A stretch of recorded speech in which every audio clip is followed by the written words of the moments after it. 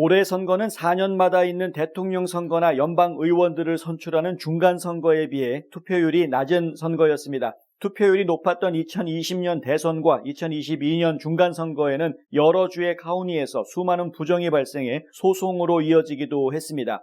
2024년 대통령 선거를 불과 1년 앞두고 주 예비 선거를 불과 몇 달 앞둔 가운데 여러 관할구역에서 여전히 투표소를 원활하게 운영하는 데 어려움을 겪고 있다는 점이 올해 선거에서 드러났다고 저스터뉴스가 보도했습니다.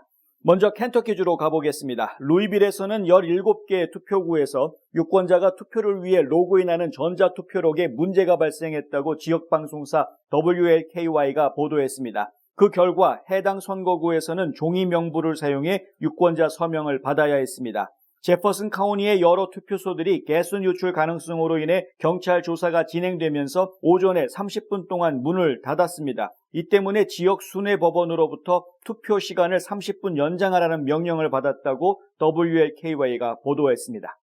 미시시피주 하인즈 카운티에서는 투표용지가 부족해 판사가 투표 시간을 1시간 연장했습니다. AP통신에 따르면 하인즈 카운티 슈퍼바이저 크레델 칼훈은 이것은 우리가 선거 과정에서 보았던 그 어떤 것보다 훨씬 더 큰 문제라며 우리가 투표하러 나오게끔 열심히 노력했는데 투표용지가 충분하지 않다는 것은 바보 같은 일이다라고 말했습니다. 펜실베니아주에서는 노햄프턴 카운티에서 고등법원 판사 2명의 임기를 10년 더 연장할지 여부를 결정하는 투표가 진행됐는데 전자투표기가 투표 내용을 바꾸는 일이 발생했습니다.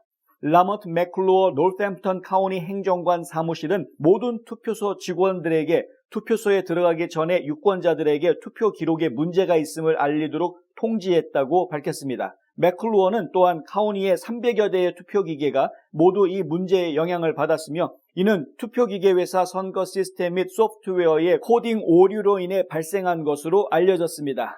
그는 카운티 선거관리 직원이 투표기 테스트 과정에서 이 문제를 놓쳤다고 덧붙였습니다. 맥클로어는 개표 과정에서 표를 수정할 것이라고 말했습니다.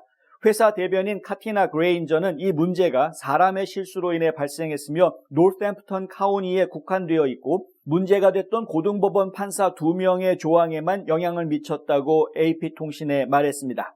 휴스턴 크로니클은 텍사스주 해리스 카운티의 한 투표소에서 투표용지 스캐너 오작동으로 인해 유권자들이 90분 가까이 투표를 할 수 없었다고 보도했습니다. 해당 투표소의 선거 판사는 약 20명이 투표를 하지 않고 돌아간 것으로 추정했습니다. 시스템이 작동하기까지 4번의 재부팅 시도가 필요했던 것으로 알려졌습니다.